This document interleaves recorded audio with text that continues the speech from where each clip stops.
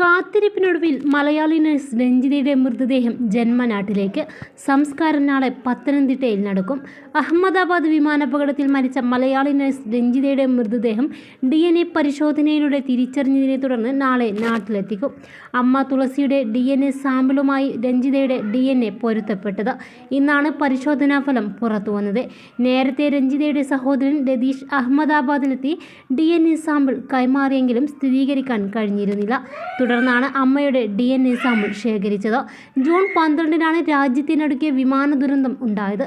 ദുരന്തമുണ്ടായി 12 ദിവസങ്ങൾക്ക് ശേഷമാണ് രഞ്ജിതയുടെ മൃതദേഹം തിരിച്ചറിഞ്ഞത്. സഹോദരൻ രതീഷും ബന്ധുവായ ഉണ്ണികൃഷ്ണനും അഹമ്മദാബാദിൽ തുടരുകയായിരുന്നു. നാളെ കേരളത്തിലേക്ക് കൊണ്ടുവരുന്ന മൃതദേഹത്തെ ഇരുവരും അനുഗമിക്കും.